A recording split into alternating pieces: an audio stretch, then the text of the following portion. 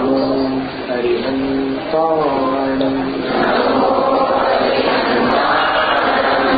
नमो सिद्धाणं नमो आर्याय नमो उपच्छायाय नमो सर्वसाधूनं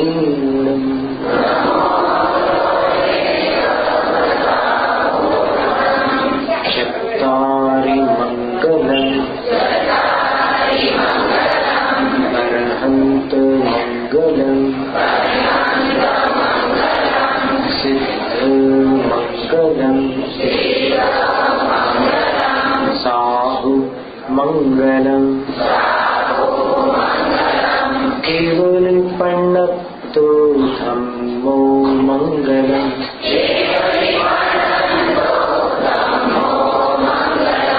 चत्तारि युगोत्तमा अर्हन्त युगोत्तमा सिद्धयोगोत्तमा साहुलोगोत्तमा केवल पण्णतो धम्मो योगोत्तमा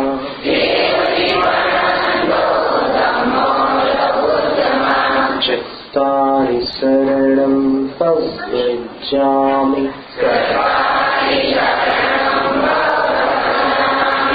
अर्हन्त शरणं प्रव्रजामि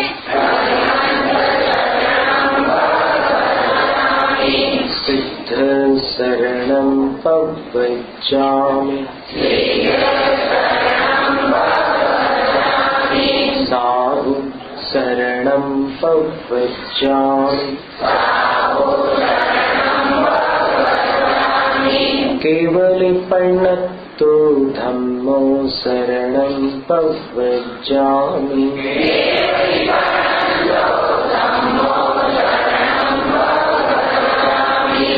परम पूज्य देवाधिदेव तीर्थंकर भगवान श्री आदिनाथ स्वामी की, भगवान श्री वासु पूज्य स्वामी की, उत्तम ब्रह्मचर्य धर्म की, आचार्य श्री गुरुवर विद्यासागर जी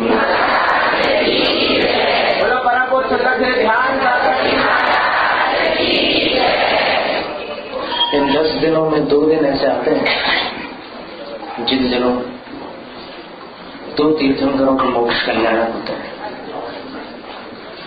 और वो दिन 2 दिन भी जैन परंपरा की जो अनादि पर्व है वही है अष्टमी और चतुर्दशी।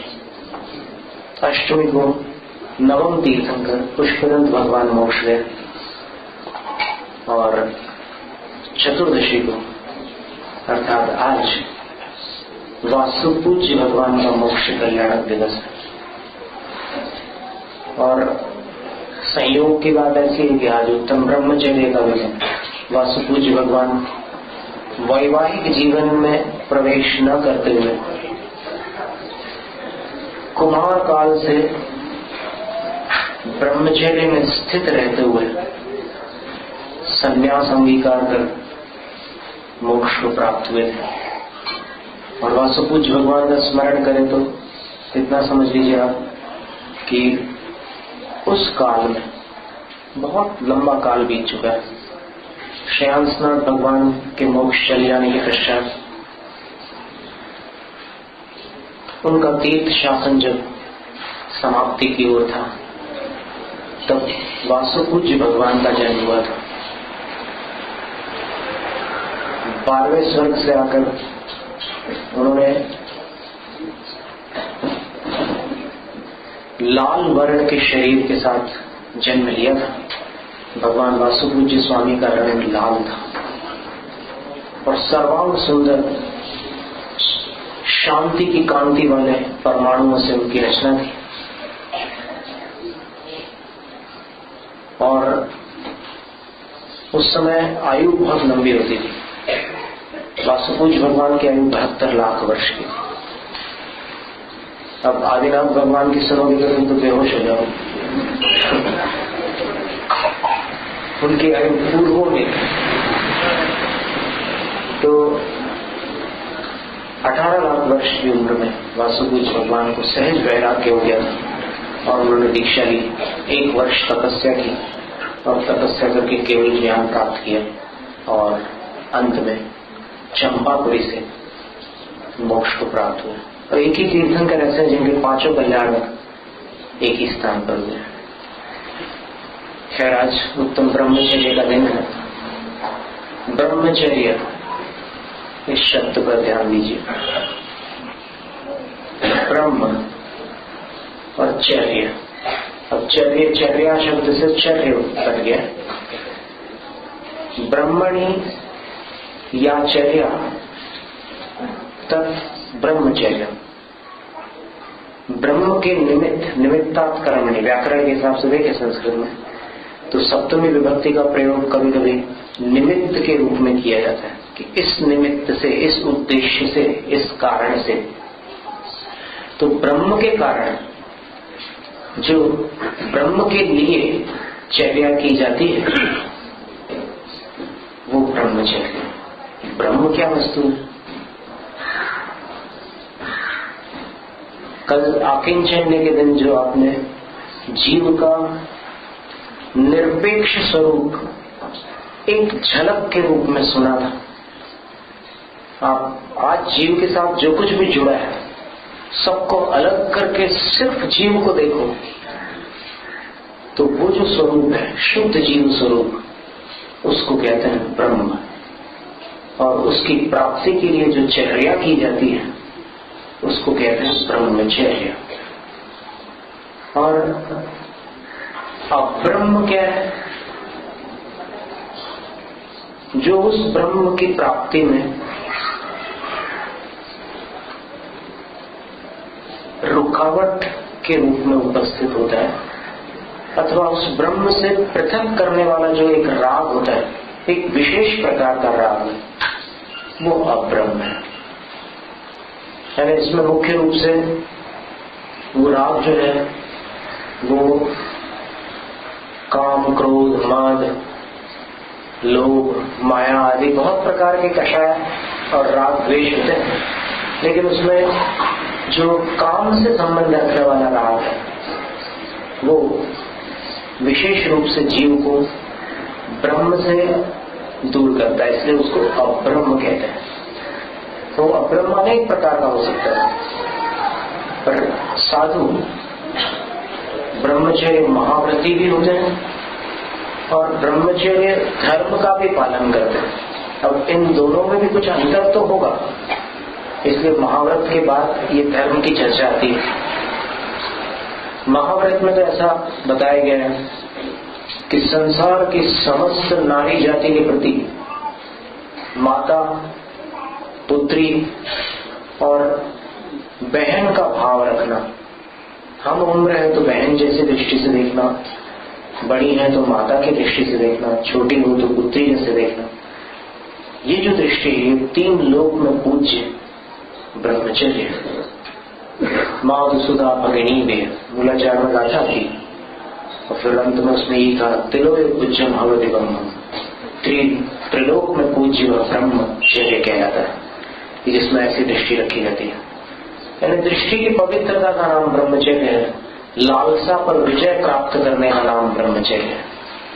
और नियमसार ग्रंथ में आचार्य कुंद स्वामी ने लिखा है दक्षुण इक्षी रूपम वंशा भावम नियत देतासु मेहुन सन्न विभज्य परिणामो अहम तुरीय बदन। अर्थात स्त्री की सुंदरता को देखकर जो उसके प्रति कोई अभिलाषा नहीं रखते और उस विकार से मुक्त रहते हैं जिसको संसार में काम कहा जाता है, वो साधु का चौथा महाव्रत है जिसका नाम है ब्रह्मचर्य महाव्रत। फिर ब्रह्मचर्य धर्म क्या है? तो आचार्य कुंद स्वामी ने ही 12 सार्ववेखा ग्रंथ में एक गाथा दी है, सब्बंगम पेक्षन्तु,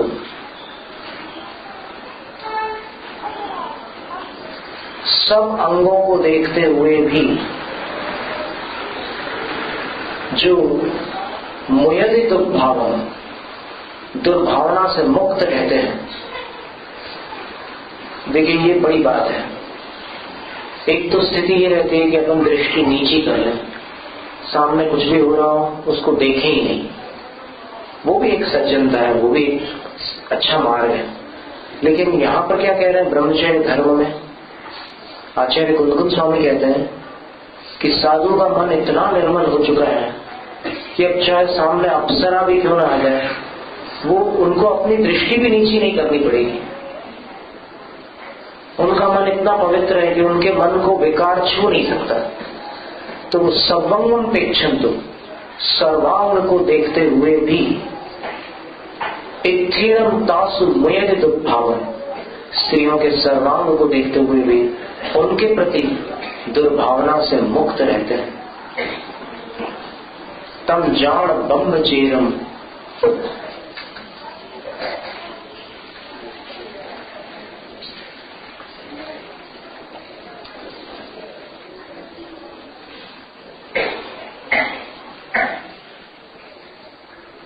कल संकल्प विकल्प की बात चली थी ना,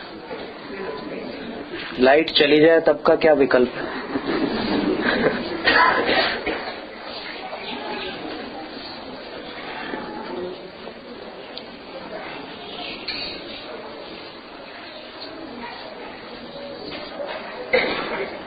तो आचार्य कुंद स्वामी ने कहा है कि तम जाण बम्ब चेरम सक्क दिखल दुद्धरम धरिदुम, उसको ब्रह्मचर्य धर्म जानो जिसको धारण कर सकना कठिन है।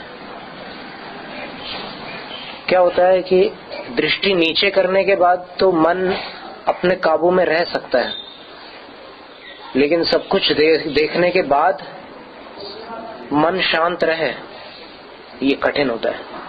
पर इतनी निर्मलता आ सकती है, असंभव नहीं है, कठिन है पर असंभव नहीं है। तो उसका नाम ब्रह्मचर्य धर्म है। और साधु ऐसे स्थानों पर नहीं बैठते जहां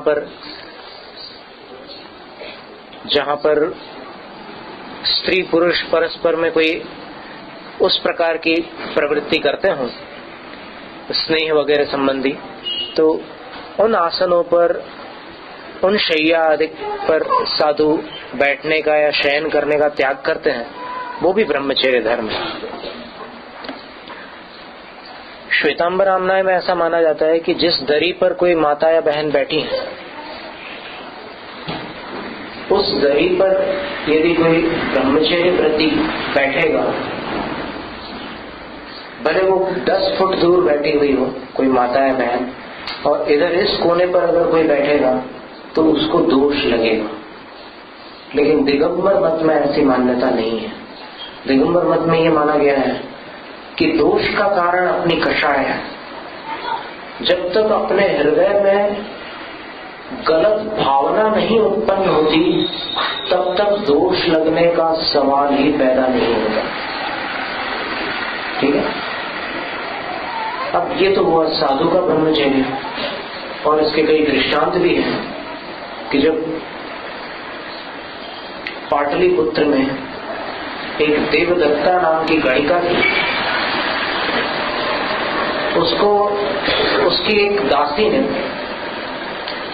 चुनौती दी कि तुम तो दुनिया में अच्छे खासे सभी लोगों के मन को वश में कर लेती हो, और तुम्हारे चरणों में तो सारे पुरुष दास बन जाते हैं। मैं तुम्हारी कला और कुशलता को तब दाद दूंगी जब तुम एक पुरुष को वश में करके बता दो। देवदत्ता पूछती है कि वो कौन पुरुष है? तो वो जो दासी थी पंडिता, वो उत्तर देती है, वो चंपापुरी के सेठ सुदर्शन है, जिसने आज दीक्षा लेकर मुनि पद को स्वीकार किया और आज तपस्या में लीन है। सुदर्शन को तुम अगर वश में कर लो तो मैं मानूंगी कि तुम्हारे पास कोई कला है। देवदत्ता ने इस चुनौती को सुनकर के विचार किया कि ऐसा कौन पुरुष हो सकता है जो मेरी कलाओं के समग्र नतमस्तक न हो जाए और मेरी सुंदरता से जो प्रभावित न हो। ऐसा कौन हो सकता? हो ही नहीं सकता कोई। साधु है तो क्या हुआ, साधु भी है तो मनुष्य। मैं किसी को भी वश में कर सकती हूँ। भाग्य के संयोग से इस चर्चा को हुए कई दिन गुजर गए और एक दिन सुदर्शन मुनि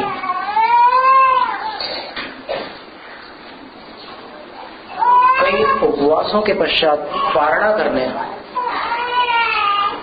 पाटलिपुत्र आते हैं और जैसे ही दासी को समाचार मिलते हैं कि पारणा के लिए सुदर्शन मुनि आ रहे हैं तो देवदत्ता से कहती है कि आ रहे हैं।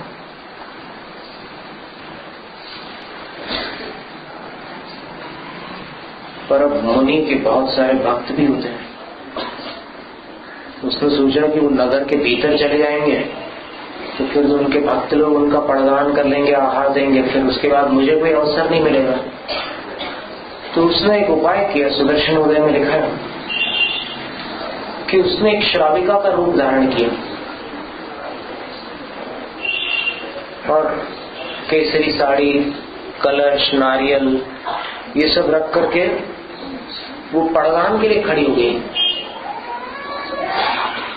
और कैसा कर्मों का योग था कि सुदर्शन मुनिराज सरल हृदय से उसके कपट को न जानते हुए उसको एक आहार दात्री श्राविका मानकर उनके यहाँ पड़गा गए। पड़गान हो गया और जब वो अंदर लाई तो मुनिराज को घर की रूपरेखा देख करके थोड़ा सा अलग लगा कि ये कैसा घर है श्राविका का। पर वो तो उसकी रंगशाला, चित्रशाला थी। तो जब वो अंदर लाई तो मुनिराज से कहते हैं कि मुनिश्री यहाँ। तो मुनिश्री उस तरफ जाते हैं और पीछे से दरवाजे पर कुंडी लगा देती है और कलश ऐसे उठा करके फेंक करके उसको पंडिता को हाथ में दे देती है और फिर कुछ हाव भाव करते हुए कहते हैं कि हे सुदर्शन, मैं तो समझती थी कि पृथ्वी पर मेरे जैसा सुंदर कोई नहीं है, लेकिन आज तुम्हारी सुंदरता से मैं आकर्षित हो गई। बोलो मैं क्या सेवा करूं तुम्हारी? मैं तन मन धन सब कुछ देने को तैयार हूं। और इस प्रकार की रागपूर्ण बातें करती तो सुदर्शन मुनिराज समझ जाते हैं कि ये तो उपसर्ग की स्थिति बन रही है। यानी मुझे भ्रम हो गया था कि मेरा पड़गान हुआ है, पर ये पड़गान नहीं, ये तो एक प्रकार से मुझ पर उपसर्ग हो गया है। और अब तो सुदर्शन मुनिराज इस समय आहार का संकल्प तो त्याग देते हैं, क्योंकि उपसर्ग अगर आ जाए आहार के समय तो फिर साधु आहार कैसे ग्रहण करें। आहार का संकल्प त्याग देते हैं और फिर उसको संबोधन देते हुए कहते हैं, वो अपना नाम बताते हैं कि मैं देवदत्ता हूं और फिर ये सारी दुनिया मेरी दीवानी है और सब अपना परिचय देती है। तब सुदर्शन मुनि कहते हैं, वो ये भी पूछती है कि आपने इतनी जवानी में कैसे दीक्षा ली? दीक्षा का समय तो अलग होता है और इस समय आपने दीक्षा क्यों ले ली? तो सुदर्शन मुनिराज कहते हैं, तुम मेरी सुंदरता की जो प्रशंसा कर रही हो, मेरे रूप से जो तुम प्रभावित हो रही हो, इस रूप में कोई सार नहीं। इस शरीर के अंदर मांस, हड्डी, चर्बी आदि के सिवाय और कुछ नहीं। शरीर के अंदर जो कुछ भी भरा हुआ है उसमें से एक परमाणु भी पवित्र नहीं गिना जा सकता। ये शरीर दुनिया भर की अपवित्र वस्तुओं से भरा हुआ है। यदि इसके ऊपर से त्वचा का एक अंश पृथक कर दिया जाए तो मक्खियां बैठ जाती है, और नख के बराबर अगर त्वचा को अलग कर दिया जाए तो अपनी आंखों से भी देखना कठिन हो जाता है। इस शरीर को खुद अपनी आंखों से देखना भी मुश्किल हो जाता है। तो जिस शरीर से तुम प्रभावित हो रही हो, इस शरीर में कुछ नहीं रखा। और रही बात जो तुमने प्रश्न किया कि इतनी छोटी उम्र में, इतनी जवानी में दीक्षा क्यों ले ली, तो उसका कारण ये है कि वैराग्य का कोई समय नहीं होता और मौत का भी कोई ठिकाना नहीं होता। बुढ़ापे में भी मौत आ सकती है और बाल्यावस्था में भी किसी की मृत्यु हो सकती है। फिर विवेक जागृत होने के बाद विलंब करने से क्या लाभ है? तपस्या से ही मनुष्य बहुत सफल होता है। विषय भोगों से केवल पाप का उपार्जन होता है। तो इन सब बातों को सुनकर उस पर कोई असर नहीं है, क्योंकि व्यसनी मनुष्य को उपदेश प्रभावित नहीं कर सकते। फिर उसने ऐसे अंगड़ाई लेते हुए कहा कि आप ये सब बातें मत सुनाओ मुझे, आप तो मुझ पर एक रस भरी नजर डालो। तो सुदर्शन महाराज समझ गए कि इस पर उपदेश का कोई असर नहीं हो रहा है और अब तो ये उपसर्ग कर रही है, और वो कायोत्सर्ग में स्थित हो गया। अब कायोत्सर्ग में जब वो स्थित हो गए, तब उस दुर्बुद्धि देवदत्ता ने उनको उसी अवस्था में उठा लिया और उठाकर अपने पलंग पर डाल दिया और घंटों तक उनके मन को विचलित करने का प्रयास किया। 1 दिन गुजर गया, 2 दिन गुजर गए, 3 दिन गुजर गए, और तब भी जब सुदर्शन मुनिराज निर्विकार बने रहे, तब देवदत्ता को लगा कि मैं कोई बहुत बड़ी गलती तो नहीं कर रही। मैं जिसको पुरुष समझ रही हूं, कहीं ऐसा ना हो कि वो कोई दिव्य आत्मा हो, कोई असाधारण जितेंद्रिय महामानव हो, कोई सच्चे साधु हो। और इस विचार के आने के बाद उसके हाथ पैर ढीले पड़ गए। उसने सोचा कि मैंने जो कुछ किया है उतना करने के बाद तो दुनिया का कोई इंसान निर्विकार नहीं रह सकता, और ये निर्विकार है तो ये तो निश्चित रूप से कोई महापुरुष है। और उसने सुदर्शन मुनिराज को वहां से उठाकर वापस उसी स्थान पर खड़े करके उनके चरणों में हृदय से 3 दिन तक उपसर्ग करने के बाद उसने हृदय से उनके चरणों में नतमस्तक होकर प्रणाम किया और कहा कि हे जितेंद्रिय महामानव, आज मुझे एक अपूर्व साधु के दर्शन हुए। मैं जानती हूं कि बहुत से बड़े बड़े योगी भी ऐसी स्थिति में विचलित हो जाते हैं, पर आप इतनी कठिन परीक्षा में भी निर्विकार बने रहे, इसलिए मैं हृदय से आपको प्रणाम करती हूँ और मैंने जो अपराध किया उसकी क्षमा याचना करती हूँ। मैंने जो पाप कमाए हैं जीवन में और इन 3 दिनों में, उनका आप मुझे कोई प्रायश्चित दीजिए। और उसके आंसू निकल आते हैं। तो सुदर्शन मुनिराज समझ जाते हैं कि उपसर्ग का अंत आ चुका है, तो वो आंखें खोलते हैं और फिर उसको उपदेश देते हैं। कभी ऐसा भी होता है कि उपदेश देने पर असर नहीं होता और उसके बाद जो सुनने वाला है वो गुरु की परीक्षा करता है, बहुत कठोर परीक्षा करता है, और उसके बाद जब उसकी श्रद्धा जम जाती है गुरु के प्रति, तब एक उपदेश में उसका जीवन कहीं से कहीं पहुंच जाता है। तो सुदर्शन मुनिराज के उपदेश को सुनकर वो व्यसनों का त्याग कर कर सदाचारिणी बन जाती है, उसका जीवन पलट जाता है, वो दुर्गतियों से, दुर्गति के मार्ग से मुक्त हो जाती है। और सुदर्शन मुनिराज उसके बाद पाटलिपुत्र के श्मशान में जाकर 7 दिनों तक उपवास करके तपस्या में लीन हो जाते हैं। और तब जब उनने दीक्षा नहीं ली थी तब भी उनके ऊपर कई बार ऐसे संकट आए थे। बहुत अधिक सुंदर थे लोग। तो अब चाहे पुरुष सुंदर हो या नारी, सुंदरता कभी कभी संकट का कारण बन जाता है। सुदर्शन जब सेठ थे तब भी उनके ऊपर संकट आए थे, और एक संकट ऐसा आ गया था कि राजा ने उनको सूली की सजा दे दी थी, लेकिन महामंत्र के प्रभाव से और उनकी शील की निर्मलता से वो सूली सिंहासन बैठ गया था। फिर चांडाल से कहा कि तलवार मारो, तो तलवार हार बन गई थी उनके गले का। फिर राजा ने स्वयं उनको मारने का प्रयास किया था।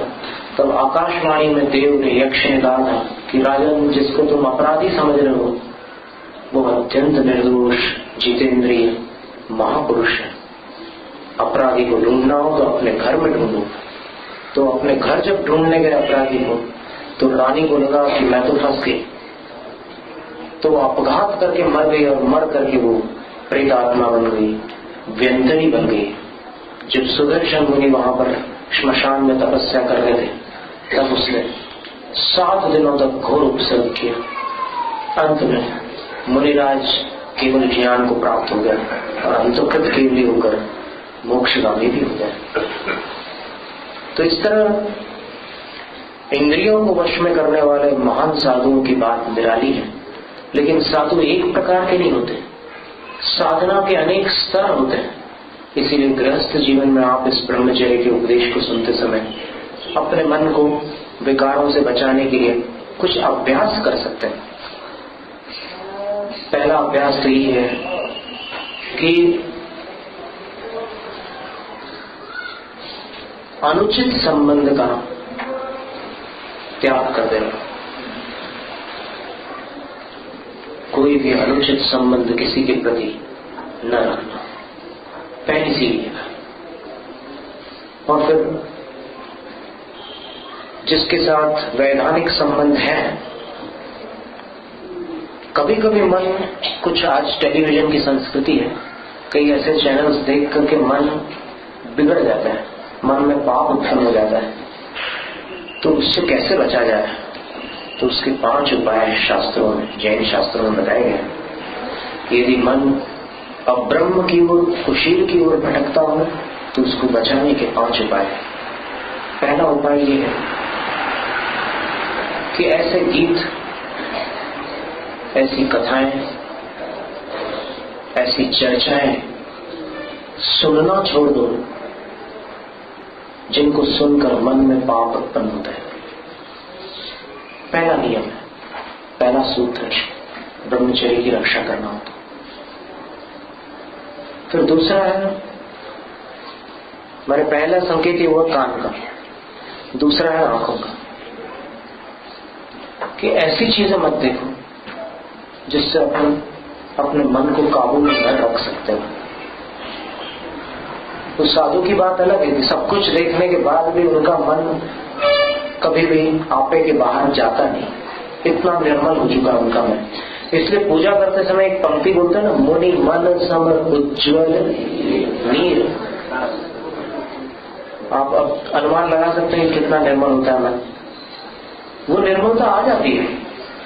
और ये तो एक रोग होता है कुछ लोग, क्या होता है कि अगर असंतुलित जीवन कोई जीता है तो उसका मन वश में नहीं हो सकता। और यदि संयम से योग, साधना, अभ्यास, ध्यान आदि करते हुए कोई अपना जीवन जिए, तो फिर उसका मन काफी हद तक कंट्रोल में आ जाता है। और फिर ये ज्ञान मुद्रा भी अपने ब्रेन को शांत रखती है। बच्चा अगर पढ़ते समय 20 मिनट ऐसे रखे हाथ को, तो उसकी याददाश्त बढ़ जाती है। और किसी का मन बहुत बेचैन और अशांत हो, तो वो अगर दोनों हाथों को इस प्रकार रख ले, सिर्फ पहली उंगली के साथ अंगूठे का स्पर्श करना, हल्के से, दबाव बिल्कुल नहीं आना, 20 मिनट, उसका मन काफी शांत हो जाएगा। तो इसी प्रकार ये जो उत्तेजना आती है अपने अंदर, ये गलत सलत खाने पीने से होता है, और गलत सलत देखने से, गलत सलत संगति करने से, गलत सलत प्रवृत्ति करने से होता है। इसलिए इन कुसंगति से बचना सबसे पहली आवश्यकता है मनुष्य के लिए, क्योंकि कुसंगति उसका नीचे गिराती है, उसका पतन का कारण बनती है। तो पहला क्या था? बुरा मत सुनो। बुरा का मतलब वैसा बुरा जो उस विकार को उत्पन्न करने वाला। देखो भी मत। अगर वैसा कोई दृश्य आता, आपका मन काबू में नहीं रहता, उठ के बाहर चले जाओ, आंखें नीची करो। मनोरंजन के नाम पर मनोभंजन मत करो। भंजन का अर्थ क्या होता है? टुकड़े कर देना। ये मनोरंजन नहीं है, ये विष है जिसको लोग मनोरंजन कहते हैं। वास्तव में मनोरंजन ही, मनोरंजन तो बहुत अच्छे स्तर के भी होते हैं। इतना घटिया स्तर का मनोरंजन क्यों? बुरा देखो मत, बुरा सुनो मत। और फिर तीसरा है सोचो मत। कई बार क्या होता है कि कुछ सामने है नहीं, लेकिन मन में सोच सोच करके मनुष्य कहीं से कहीं पाप कमा लेता है। कितनी कल्पनाएं कर लेते हैं, उसका भी त्याग कर लो। ये 3 बातें होंगी। चौथी बात है कि ज्यादा स्वादिष्ट चीजों से बचो,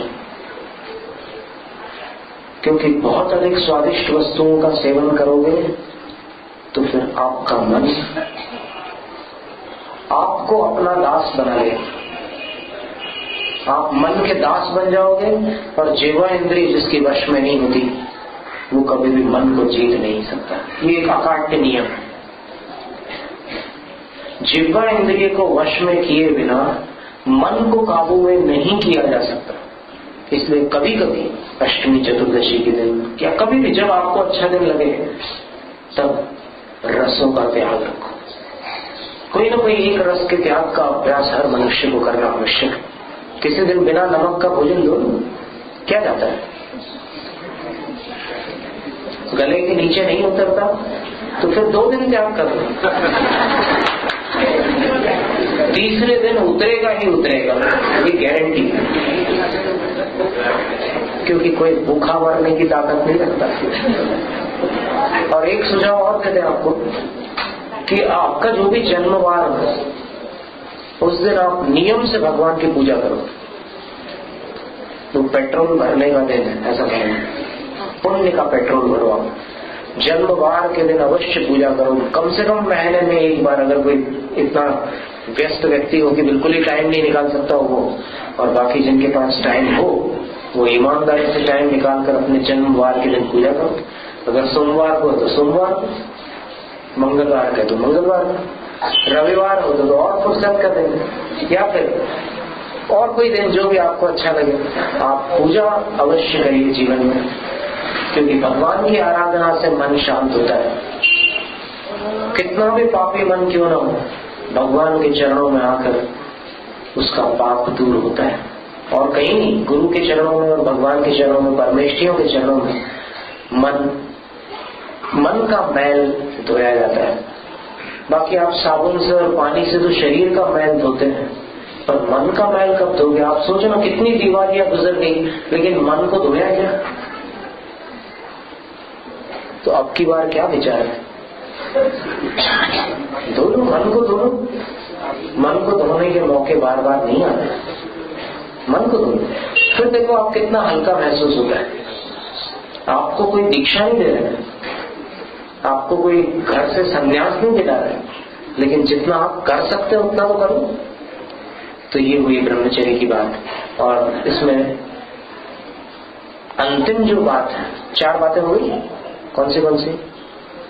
ऐसे अगर इशारे से समझोगे तो याद हो जाएगा। 1 2 3 4 और 5वां है कि ऐसी वेशभूषा या ऐसी सजावट मत करो कि जिससे सब लोग आपकी तरफ देखने लग जाए और सबके मन बिगड़ जाए।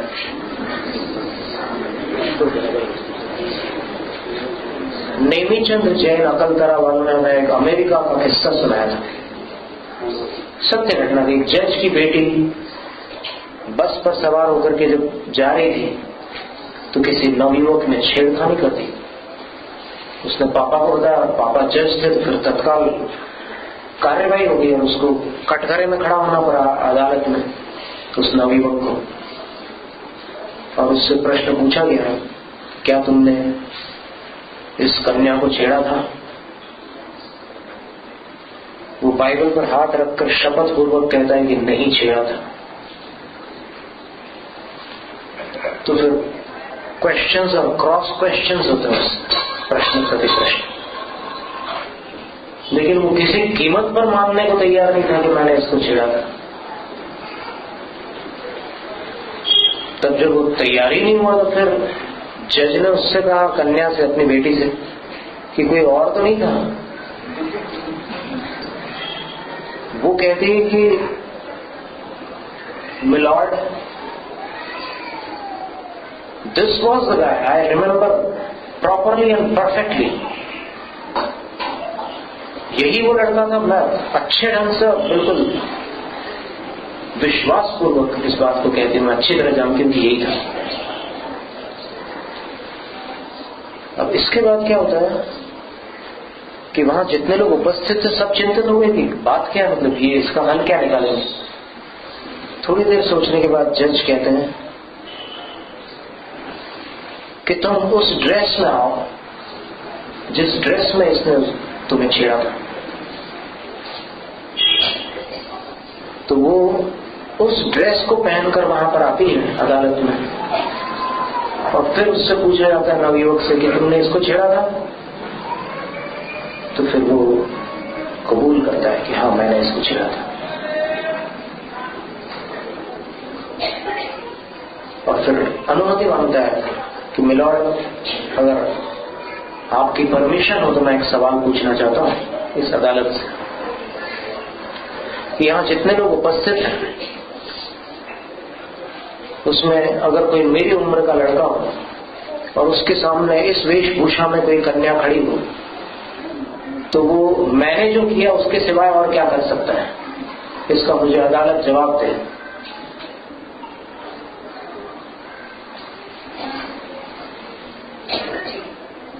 तब फिर जज ने कहा कि बात सही है, गलती एक पक्ष से नहीं होती, ताली दोनों हाथों से बजती है। इसलिए ब्रह्मचर्य की सुरक्षा के लिए 5वां नियम यह है कि आप अपनी वेशभूषा को, श्रृंगार सजावट को उस मर्यादा तक रखें जिस मर्यादा में किसी के अंदर कुछ गलत कदम उठाने की भावना जागृत न हो। तो इतना संदेश ब्रह्मचर्य को लेकर के था। कल हमने कहा था कि कई प्रश्न है हमारे सामने। एक वैसे 4 पंक्तियां हम कविता की सुना दें। आदमी का हर रवैया मोह का जंजाल है, रात दिन बस माल बढ़ता दिल बने कंगाल है। दिख रहा खुशहाल है पर हो रहा बेहाल है। जो जहां जैसा फंसा है खुद उसी का जाल है। सब अपने ही जाल में फंसे हुए हैं, किसी ने किसी पर कोई जाल नहीं डाला, सब खुद के जाल में फंसे हुए हैं। और एक घटना है हमें मुनि श्री समाधि सागर महाराज ने सुनाई थी, और उन्होंने हमसे आग्रह किया था, तुमने चाचा भतीजा लिखी थी चंद्र सागर महाराज श्री के कहने पर, तो ये जो घटना हम सुना रहे हैं उस पर भी तुम एक कविता बनाओ। फिर हमने तब एक कविता बनाई थी, वो कविता हम आपको सुनाते हैं। अभी आपका समय कितना है? आज रजा है, सबको बहुत से लोग उपवास की छुट्टी है, दुकान भी बंद है। चलो ठीक है। फिर वो प्रश्नोत्तर वाला सत्र, उसका क्या होगा? बहुत सारे समाधान भी आप चाहते हैं, देखेंगे। लाखों घटनाएं धरती पर यूं ही घटती रहती है, फिर भी कुछ तो बरबस अपने दिल को पिघला देती है। कहीं जले खुशियों के दीपक, कहीं पले गम की छाया। खेल समय का अजब निराला कोई समझ नहीं पाया। छोटा सा परिवार नगर के एक छोर पर रहता था। नन्हा सा इकलौता बालक तुतला कर कुछ कहता था।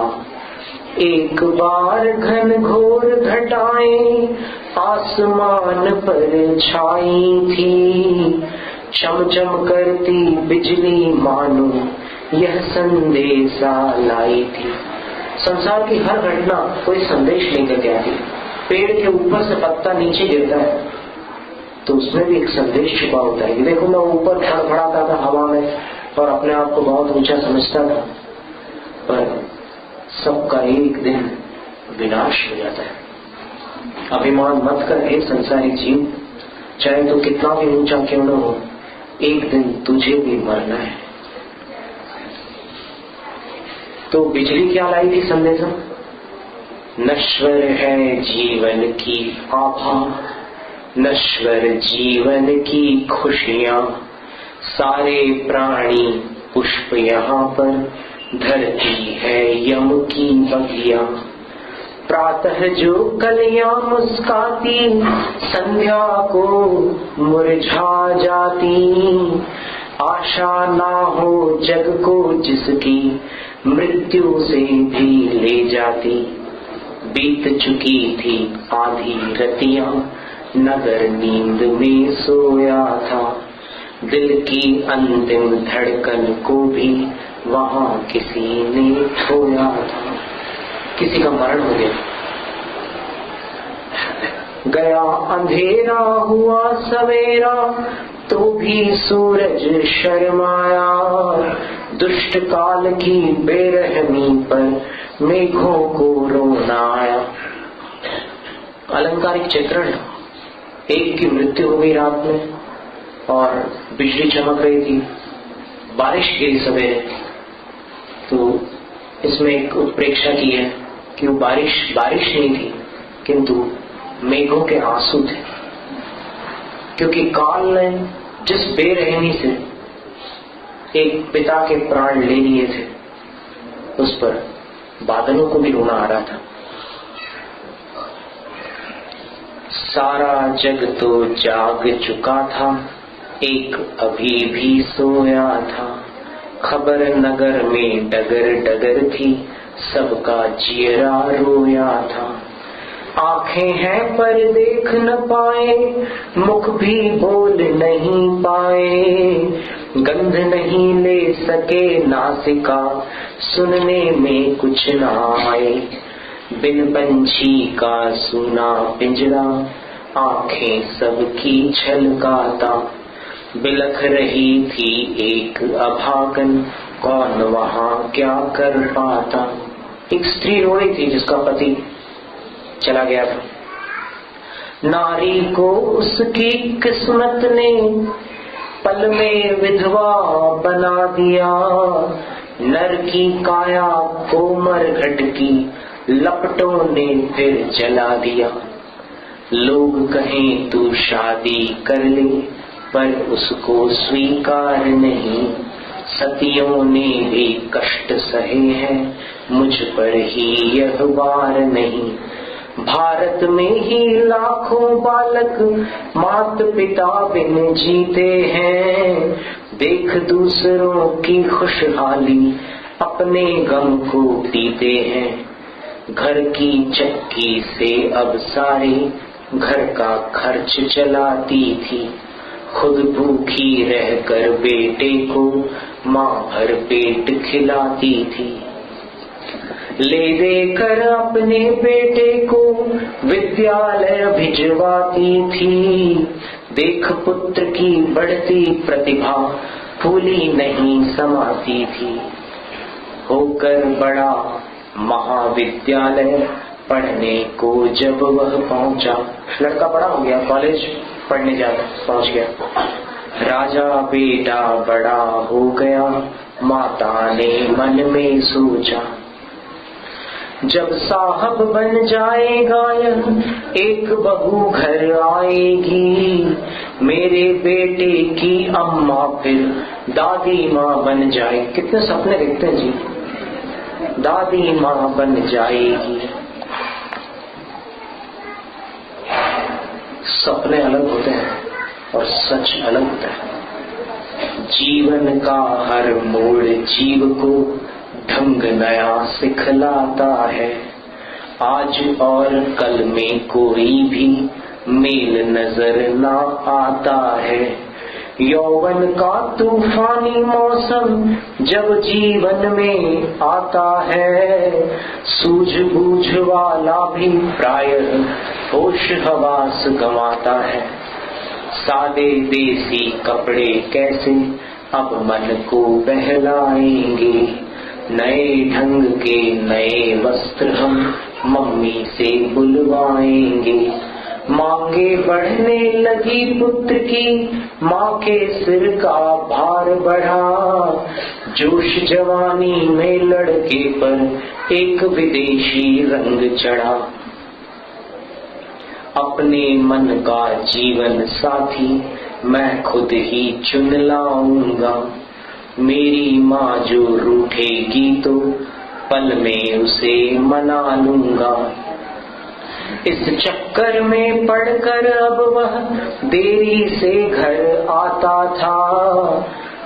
जब आता तब इंतजार में माँ को जागृत पाता था।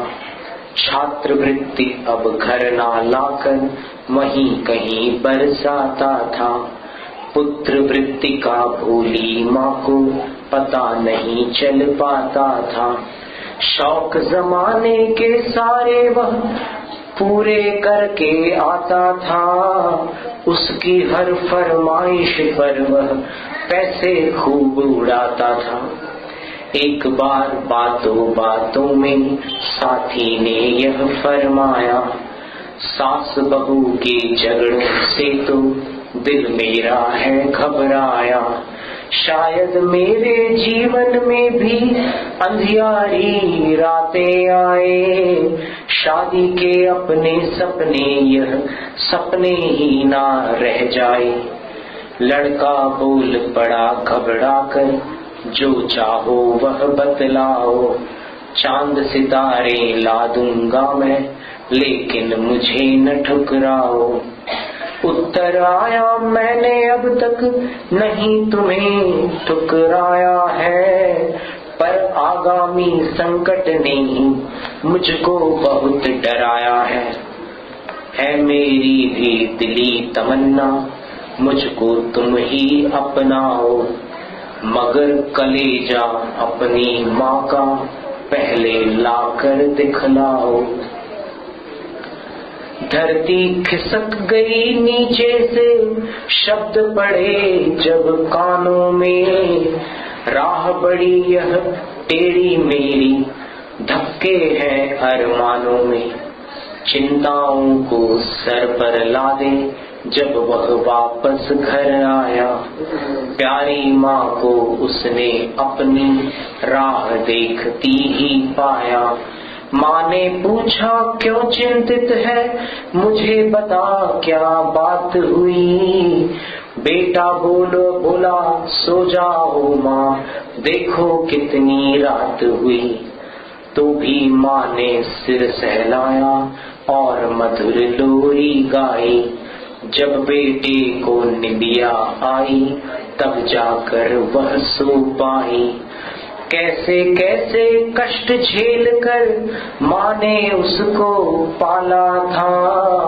बेटे की सुविधा की खातिर रात रात जग डाला था। सपने में बेटे ने देखा, साथी तो मरने को है। शरबत में कुछ जहर घोलकर आत्मघात करने को है। अर्धरात्रि को आंख खुली तब ऐसा भूत सवार हुआ। अपनी माँ की हत्या करने वह जालिम तैयार हुआ। नशा मोह का महाभयंकर जिसका यह अंजाम हुआ। पल भर में ही शस्त्रघात से माँ का काम तमाम हुआ। उस पत्थर दिल का जननी के हत्यारों में नाम हुआ। माँ की ममता की धारा को फिर भी नहीं विराम हुआ। हॉस्टल की छत पर भी कोई सोच फिकर में खोया था। बात कलेजे की करके जो बिस्तर पर ना सोया था। सुनसान सड़कों पर कोई दौड़ा दौड़ा आता है। पत्थर की ठोकर खा करके औंधे मुंह गिर जाता है। चोट तो नहीं आई बेटा, तभी कलेजा बोल पड़ा। वह पागल की तरह फिर भी उसे उठाकर दौड़ पड़ा। छत पर से जब उसने देखा, जैसे तैसे पहचाना। मेरे दीवाने ने सचमुच माँ का मोल नहीं जाना। ले आया मैं ले आया हूँ, वह ऊपर दिखलाता है।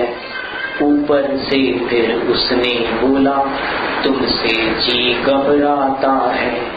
किसी और के कारण शायद मुझको भी यूं मारोगे।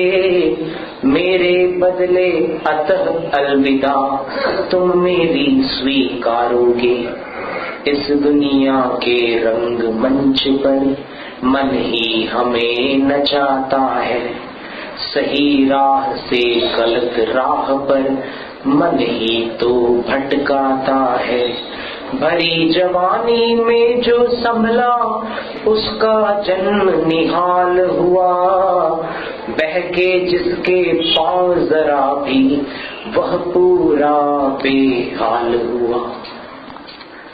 तो ऐसी घटना, एक किस्सा हमारा श्रीना ने सुनाया था, जो उसकी कविता आपने सुनी। अब जो प्रश्न हमारे पास आए हैं, उनकी कुछ झलक देख लीजिए।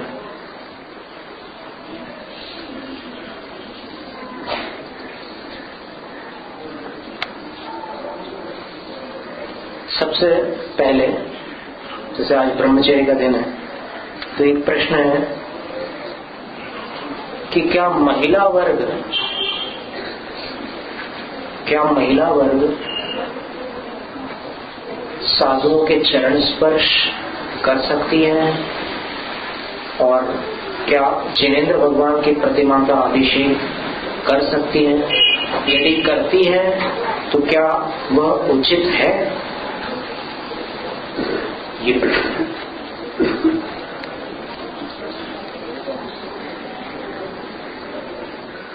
अब आप लोगों के मनों में कई ऐसे अपने अंदर ही अंदर कुछ जवाब आ रहे होंगे, पर हम जिस स्थान पर इस समय बैठे हुए हैं, इसमें हमें ये अधिकार नहीं है कि हम यहां से कोई अपने मन की बात आपसे कहें। ये जिनवाणी माता का स्थान है, ये शुद्ध पीठ है। यहाँ पर प्रश्नोत्तर शावकाचार नामक जिनवाणी विराजमान है।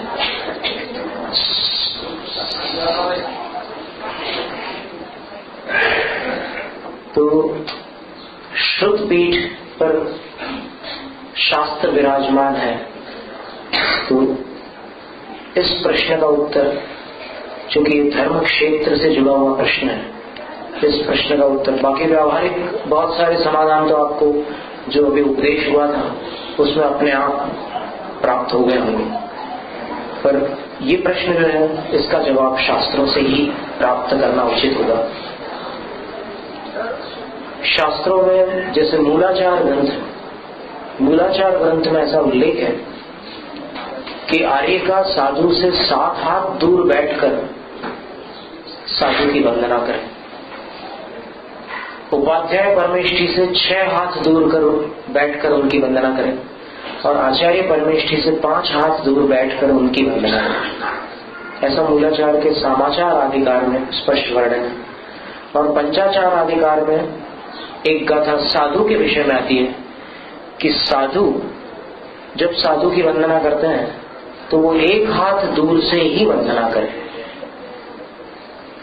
एकदम पास में आकर के वंदना न करें। ये वंदना का प्रकरण है और इन उल्लेखों को लेकर, खास तौर से जो समाचार अधिकार का आरिका वाला उल्लेख है उसको लेकर के अनेक विद्वानों का ऐसा मत बना है कि जब वंदना के लिए आरिका इतनी दूरी रखती है तो फिर कोई स्त्री साधु के पास आकर उनके चरण कैसे छू सकती है। ये उन्होंने उस गाथा में से एक भावार्थ जैसा निकाला है कि जब आरिका इतनी दूर रहती है तो फिर कोई भी स्त्री साधु के चरण कैसे छू सकती है। पर अपन थोड़ा हट करके विचार करके देखें तो पता चले कि वो प्रसंग वंदना का है। और वंदना के प्रसंग में जैसा अभी हमने कहा था ना कि 5वें अध्याय में मूलाचार में ऐसा भी लिखा हुआ कि साधु भी एक हाथ दूर से वंदना करे। तो यदि वंदना के प्रसंग को लेकर अपन चरण स्पर्श का निषेध करते हैं तो फिर वो साधु भी चरण स्पर्श नहीं कर सकते अपने गुरु के। समझ में आ रही बात? क्योंकि उनको एक हाथ दूर रहकर वंदना करने का आदेश शास्त्र का, तो वो भी चरण स्पर्श नहीं कर सकते। और ये प्रश्न हमने व्यक्तिगत रूप से एक, जैसे आप लोग अभी समाज में जो जैन लोग जैसी भाषा बोलते हैं उस भाषा में बोलते हैं कि 20 पंथी साधु। साधुओं में भी समाज ने विभाग बना दिए ना कि ये 20 पंथी साधु और ये 13 पंथी साधु। तो अमरावती में एक साधु आए थे, उनका नाम था मुनि श्री धर्मनंदी जी। तो उनसे हमने ये प्रश्न पूछा था कि चरण स्पर्श, साधुओं के आचार्यों के चरण स्पर्श क्या आरिका माताएं या फिर श्राविका माता बहनें कर सकती हैं? तो उन्होंने उत्तर दिया था कि शास्त्रों में जो भी विधान है वो अपने स्थान पर है, लेकिन एक साधु होने के नाते हमारा ऐसा मत है कि यदि साधु का मन पूर्णतः उनके काबू में है तब तो कोई बात नहीं है। लेकिन यदि साधु अभी साधना की सीढ़ियों पर अभ्यास करते हुए आगे बढ़ रहे हैं और उनको ऐसा लगता है कि किसी के स्पर्श से मेरी निर्मलता में, मेरे मन की पवित्रता में अंतर पड़ेगा, तो फिर उन साधु को स्पष्ट मना कर देना ही हितकर है। ये 20 पंथी साधु, जिस समाज के लोग जिसको 20 पंथी कहते हैं, वो साधु उनसे कह रहे थे। आचार्य कुंतु सागर महाराज श्री के संग के थे। फिर उन्होंने ये भी बताया कि हमारे आचार्य के चरण स्पर्श करती है माताएं बहनें, लेकिन वो इतने निर्मल हैं कि उनके उपदेश के बारे में एक अविनाश खंडारे जी ने हमसे एक जानकारी दी थी कि एक बार आचार्य ने एक प्रवचन दिया था। उस प्रवचन में उन्होंने कहा था कि चरण स्पर्श करते समय अगर साधु को ऐसा महसूस हो कि ये किसी स्त्री ने मेरे चरण छुए हैं, तो फिर उनकी दीक्षा चाहे 15 वर्ष या 20 वर्ष की भी क्यों न हो, वो अभी दीक्षित नहीं है बोले। तो उन्होंने आचार्य महाराज ने कहा था, क्योंकि अगर साधु होंगे तो फिर चरण कौन छू रहा है उसमें कोई भेदभाव नहीं होगा। उनका हाथ उस चरण स्पर्श करने वाले के लिए आशीर्वाद के रूप में आशीर्वाद मुद्रा में उठकर उसके कल्याण की भावना ही करेगा।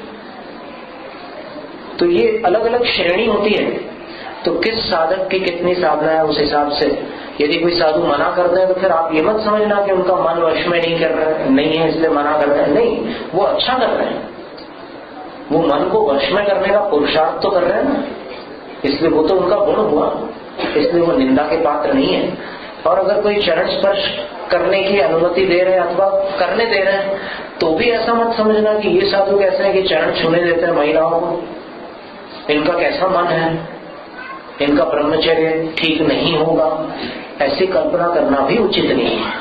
कारण कि सुदर्शन मुनि को 3 दिन तक उसने पूरी तरह से सब प्रकार से छुआ था, लेकिन फिर भी सुदर्शन मुनि प्रायश्चित के पात्र हुए थे क्या? अब आप सोच में पड़ गए कि पता नहीं हुए थे कि नहीं, शायद हुए हों, क्या पता। ऐसी कल्पना भी किसी महापुरुष के प्रति नहीं की जा सकती। वो अत्यंत निर्दोष थे, क्योंकि पाप कब होता है? जब कषाय होती है तब पाप होता है। जब अपना मन निष्पाप है, निर्मल है, तो फिर पाप कैसे हो सकता है? और कई लोगों का ऐसा भी प्रश्न है कि हमारे संघ में जैसे हमारे गुरु महाराज आचार्य श्री विद्यासागर जी महाराज, वो जब दीक्षा देते हैं तब ब्रह्मचारियां जो दीक्षार्थी होती हैं वो उनके चरण छू लेती है। आचार्य श्री जब दीक्षा देते समय ऐसे पिच्छी लगाते हैं उनके सिर पर, तो फिर वो ऐसे चरण छू लेती है। तो कई लोगों के मन में शंका है कि क्या ये ठीक करती है ब्रह्मचारियां? और फिर और भी ऐसी कई घटनाएं हैं, तो उसका समाधान हमें बहुत वर्षों तक अप्राप्त था। लेकिन उसके बाद फिर स्वाध्याय करते करते क्या होता है कि कई बातें ऐसी होती है कि जो आसानी से मिलती नहीं है शास्त्रों में। काफी खोज करने के बाद समझ में आता है। तो खोज करने के बाद तत्वार्थ वार्तिक ग्रंथ में और सिरीवाल चरियों में और अन्य कुछ ऐसे ग्रंथ हैं जिनमें ऐसे उल्लेख हमें मिले कि ऐसा हो सकता है। मूलाचार ग्रंथ में भी ऐसा उल्लेख मिला कि इसकी गुंजाइश है। और इसके अतिरिक्त प्राचीन जो प्रतिमाएं हैं जिनेंद्र भगवान की, उसमें बाहुबली स्वामी की एक ऐसी प्रतिमा है और बहरीबंद में भी एक ऐसी प्रतिमा है और अनेक ऐसे 3-4 स्थानों की कुछ प्रतिमाएं हैं जहां पर विद्याधरियां साधु की सेवा कर रही हैं। बाहुबली भगवान के ऊपर से जो लताएं हैं उनको वो विद्याधरियां निकाल रही है, क्योंकि उनको पता नहीं है कि इनका कल उपवास है कि नहीं। वो इनको ये चिंता हो रही है कि अगर कल ये आहार को उठने जाएंगे और ये लताएं देखेंगे तो फिर वो उपसर्ग मानकर उपवास कर लेंगे, तो वो उन लताओं को हटाती है। श्रेणिक राजा की जो पत्नी थी उनका नाम क्या था? चीलना, महारानी चीलना। और यशोधर मुनि महाराज के गले में से सांप किसने अलग किया था? रानी चेलना ने अलग किया था या किसी से करवाया था?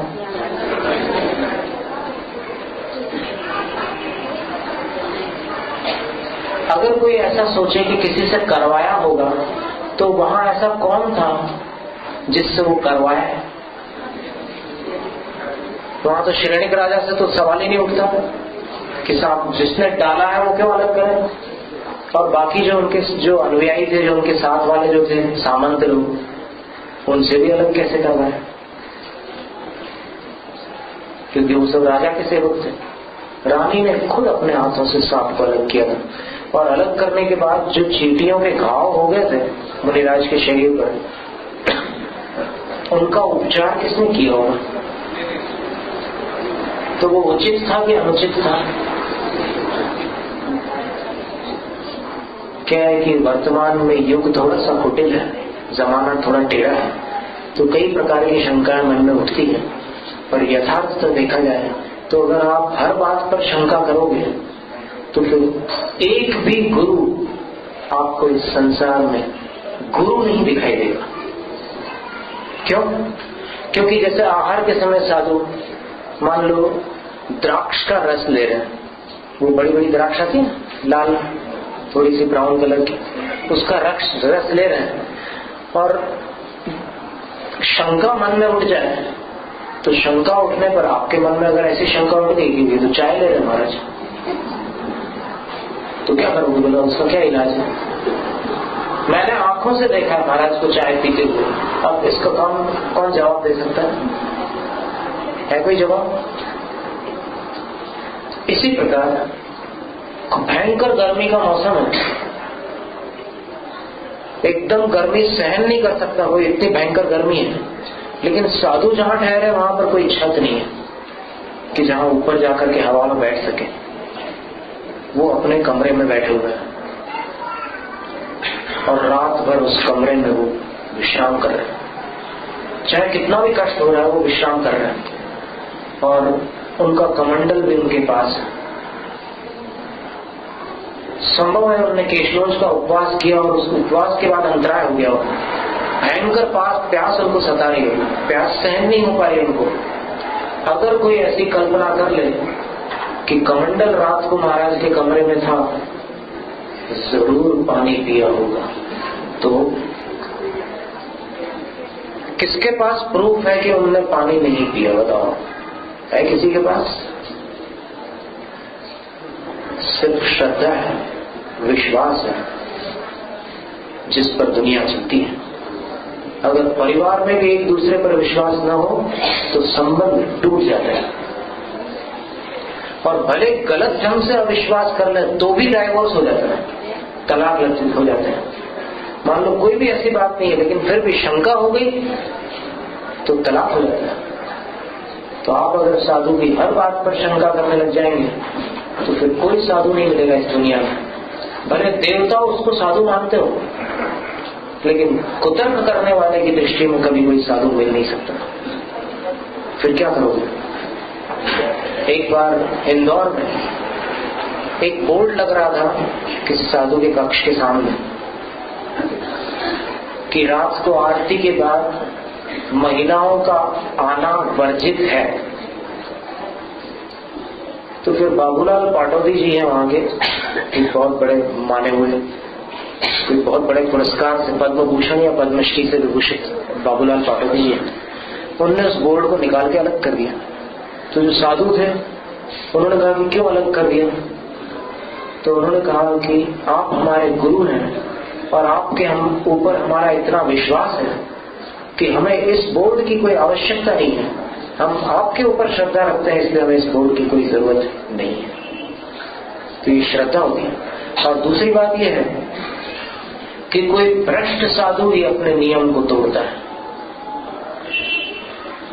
जिस साधु को याद है कि मैंने दीक्षा क्यों ली थी और मेरे नियम कौन से हैं, वो साधु हमेशा पवित्र होता है। जैन धर्म बेईमानों का धर्म है ही नहीं।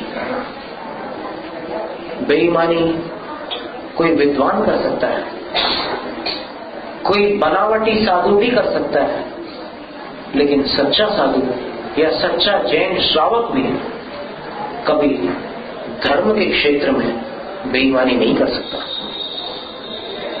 तो ये एक प्रश्न का जवाब था, और जवाब लगभग टच करने वाला था। श्रीपाल चरित्र में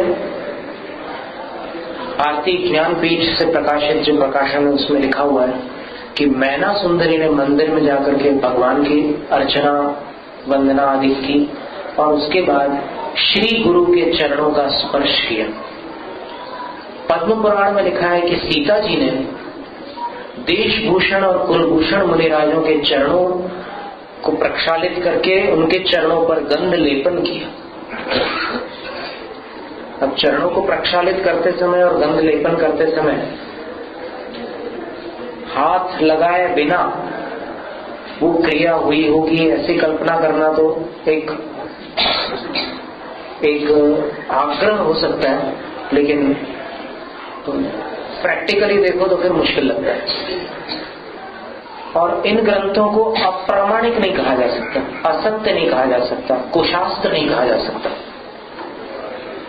तो ऐसे और भी बहुत सारे प्रमाण। तत्वार्थ राजवार्तिक इतना महान ग्रंथ है कि उसका अध्ययन किए बिना कोई भी विद्वान क्यों न हो वो अधूरा है। उस ग्रंथ में भी इस बात का उल्लेख है कि जब तक मन में पाप न हो तब तक उस स्पर्श को ब्रह्मचर्य का दोष नहीं माना जा सकता। आप थक तो नहीं गए? तो लगभग आपको समाधान मिल चुका होगा, लेकिन फिर भी मोटे तौर पर हमारे गुरु महाराज के संग में सामान्यतः ऐसे चरण स्पर्श की प्रक्रिया नहीं चलती। कभी विशेष स्थिति में कोई गुरु के चरण स्पर्श कर ले तो फिर उसमें भी कोई ऐसी बाधा नहीं है। आचार्य जी के चरण स्पर्श, जब माता जी लोगों के संग का विहार होता है ना, आचार्य जी बोलते हैं कि अब तुम्हें अलग जाना है कहीं, तो फिर जाते जाते उनको थोड़ा सा गुरु वियोग का अनुभव होता है, तो उस समय जाते जाते गुरु के चरण छू लेती है। और आप सोचो कि चरण छूते समय और आशीर्वाद देते समय छूने वाले के मन में और आशीर्वाद देने वाले के मन में क्या पाप हो सकता है? कल्पना करो आप।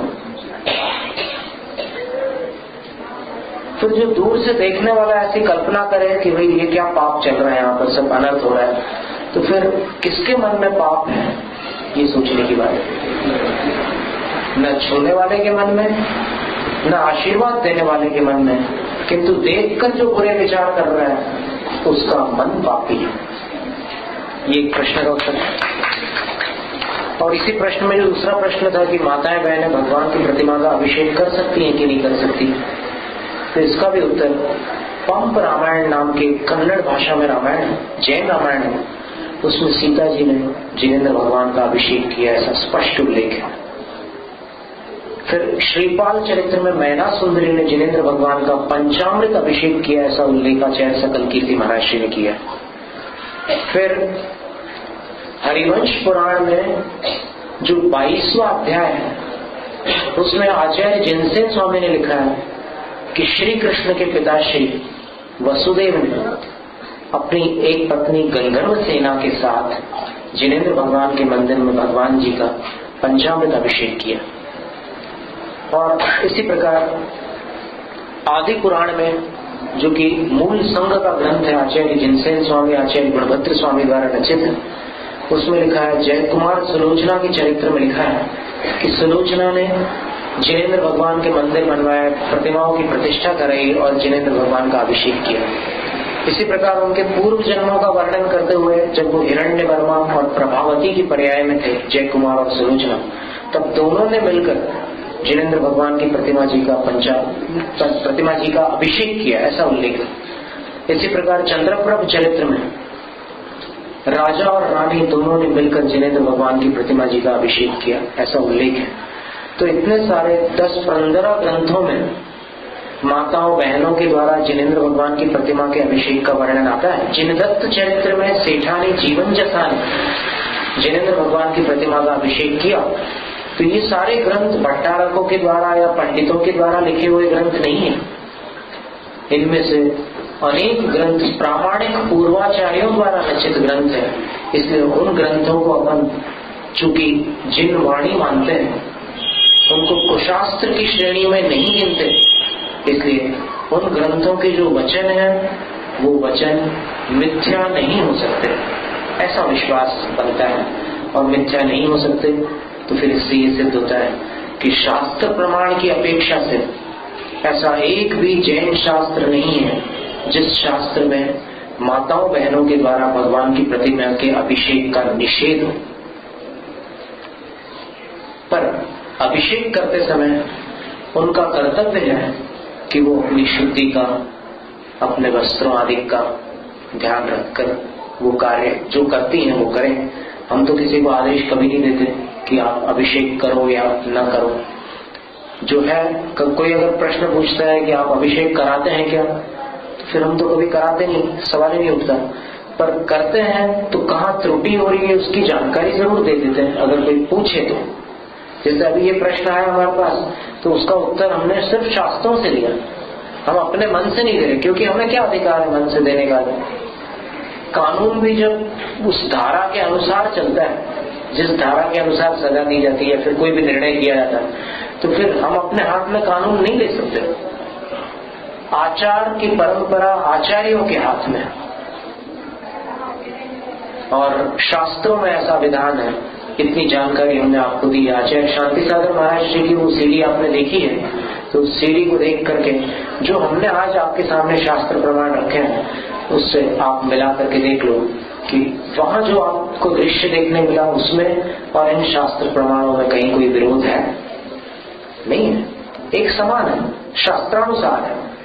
तो इसमें बस इतना ध्यान रखना है कि कहीं भावावेश में कोई ऐसी भूल न हो जाए कि जिससे भगवान का अनादर हो या फिर कोई अशुद्धि उत्पन्न हो। बस इतना विवेक रखने की बात है, बाकी तो कुछ नहीं। और फिर जैसे एक जानकारी और भी है आपके सामने कि डाबी बाजू, भगवान की डाबी बाजू से माताएं बहनें करें और फिर जमनी बाजू से पुरुष वर्ग कर ले अपना भगवान का जो सेवा का क्रम है। बस इतना ध्यान में रखने का है।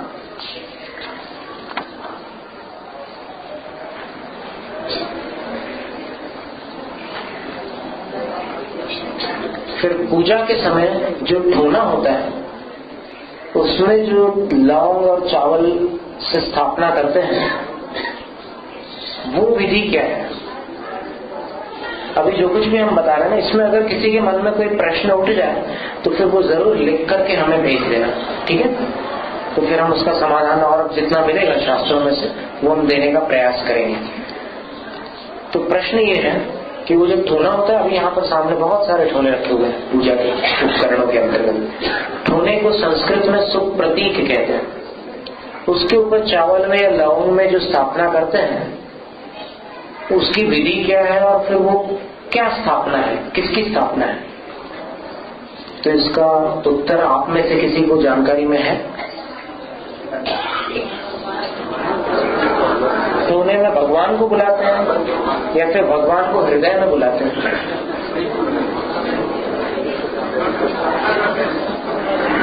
भगवान की स्थापना करते हैं। तो फिर स्थापना किए हुए ठोने में भगवान की स्थापना अगर ठोने पर कर दी है तो हम आपसे प्रश्न कर रहे हैं कि उस ठोने को आप नमोस्तु कर सकते हैं? पक्का कर सकते हैं। अब देव दर्शन करके जो लोग वहां से निकल रहे हैं वो अगर रास्ते में देखें कि कई ठोनों में भगवान की स्थापना है तो वो भी नमस्कार कर सकते हो? करते हैं या नहीं करते ये अलग बात है। कर सकते हैं, कर सकते हैं। तो ये जो आपने उत्तर दिया इनमें से कुछ उत्तर ऐसे थे जो इस बात की तरफ संकेत दे रहे थे कि नहीं, भगवान को ठोने में नहीं बुलाते, अपने हृदय में बुलाते हैं। ठोने में सिर्फ ये आह्वान मुद्रा आदि के माध्यम से अपन पुष्प आदि की स्थापना करते हैं, क्षेपण करते हैं। पर अब अपन इन दोनों प्रकार के विचारों से हटकर ये देखें कि शास्त्र क्या कहते हैं। क्योंकि अपने देखिए अपन देव शास्त्र गुरु के भक्त हैं कि नहीं है, या कोई इसमें से कुछ कम करना चाहो तो फिर बता दोगे अभी पहले से, ताकि फिर उस हिसाब से हम बाद में तर्क से समझा दें।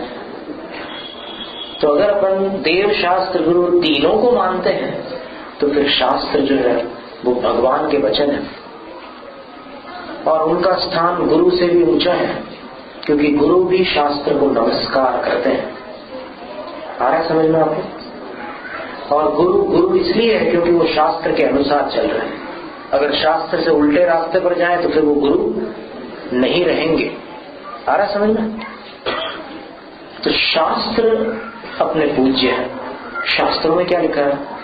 तो आचार सार नाम का एक ग्रंथ है, आचार्य वीरनंदी सिद्धांत चक्रवर्ती द्वारा रचित है, और एक वसुनंदी श्रावकाचार नाम का ग्रंथ है जो आचार्य वसुनंदी सिद्धांत चक्रवर्ती द्वारा रचित है। वसुनंदी सिद्धांत चक्रवर्ती ने लिखा है कि इस हुंडावसर्पणी काल में और तदाकार स्थापना नहीं करना, माने जैसे भगवान के आकार ना होना, चावल का आकार भगवान जैसा तो नहीं है, तो उसकी स्थापना नहीं करना। और आचार सार में लिखा है कि चावलों में भगवान की स्थापना करना। तो ये दोनों बातें शास्त्रों में एक दूसरे से विरुद्ध है कि नहीं है? होते हुए भी नहीं है। क्यों? क्योंकि वसुनंदी श्रावकाचार में जो लिखा है कि हुंडावसर्पणी काल में तदाकार स्थापना नहीं करना, उसका अर्थ यह है कि वेदी के ऊपर स्थायी रूप से कोई ऐसा आकार जो भगवान के आकार से मिलता जुलता नहीं है उसको भगवान मान करके स्थापित नहीं करना। लेकिन पूजा के काल तक के थोड़ी देर के लिए भगवान को ठोने में स्थापित करने का विरोध नहीं है। तो फिर ठोने पर अक्षत में या पुष्प आदि में भगवान को ही बुलाया जाता है, भगवान की स्थापना की जाती है और उसके बाद अंत में विसर्जन भी किया जाता है। अब विसर्जन में लोग कुछ बोलते हैं ना, जैसे देवता लोग भी सम्मिलित होते हैं पूजाओं में, भगवान के दर्शन इस मंदिर में आराधक लोग या उपासक लोग अकेले मनुष्य थोड़ी, देवलोग भी आते हैं ना रात में कभी कभी। तो आए जो जो देवगण पूजे भक्ति प्रमाण, फिर क्या बोलते हैं? ते सब जाओ हम कृपा कर अपने अपने स्थान। अभी अधिकांश आवाजें ऐसी आई। और तेरे ते सब मेरे मन बसो 2400 भगवान, ये भी बोलते हैं।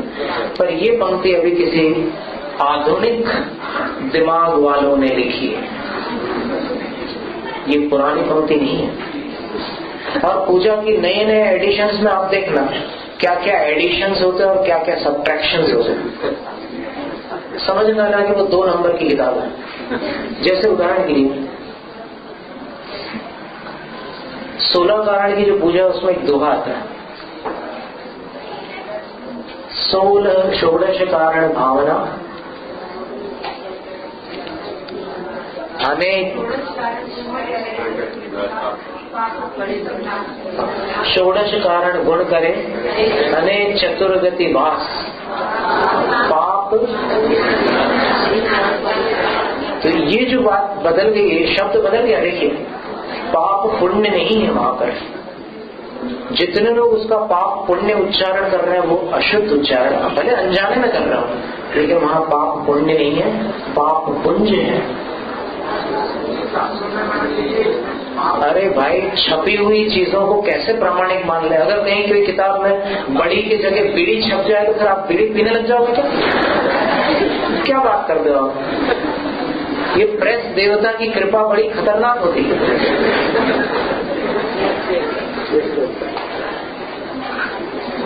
तो जो चीज छप जाए वो सच्ची है ऐसा मत रास्ता, ऐसी धारणा मत बनाओ। बहुत सारी चीजें गलत छपती है, कुछ का आपके नाम गलत छप जाते कई बार, देखा नहीं आपने पत्रिकाओं में? क्या से क्या नाम छप जाते हैं। कोमल चंद का कमल चंद छप जाता है। अब क्या करोगे, उसको कमल चंद मान लोगे क्या? तो छपी हुई बात सत्य हो ऐसा मत मानो, जैन आगम सत्य है ऐसा मानो, तब कल्याण होगा। तो पाप पुण्य सब नाश करके गलत पाठ है, पाप पुंज सब नाश करके शुद्ध पाठ है। तो ऐसी बहुत सारी बातें हैं। तो टोने में भगवान की स्थापना होती है तो आप ये पंक्ति मत बोलो कि ते सब मेरे और बसो 24 भगवान, ते सब जाओ कृपा कर अपने अपने जो देव सम्मिलित हुए हमारे साथ पूजा अर्चना में, तो वो अपने विसर्जन हो गया, वो अपने अपने स्थान पर सब चले जाओ। जैसे मेहमान लोग आते हैं, कार्यक्रम पूरा होता है तो फिर आभार प्रकट करके आप उसको विदा कर देते हैं, करते हैं कि नहीं करते? सीधी सी बात है, तो साधारण व्यवहार है। अब ऐसे और भी बहुत सारे प्रश्न हैं, लेकिन न तो समय उसकी अनुमति दे रहा है और न आपकी शक्ति उसकी अनुमति दे रही, क्योंकि बैठे बैठे बहुत तपस्या हो जाती है ना। तो फिर अब इतना ही रखते हैं आज इस विषय को। ओम ह्रीं उत्तम ब्रह्मचर्य धर्मांगाय नमः। ओम ह्रीं उत्तम ब्रह्मचर्य धर्मांगाय नमः। ओम ह्रीं उत्तम ब्रह्मचर्य धर्मांगाय नमः। बोलो उत्तम ब्रह्मचर्य धर्म। जावाणी के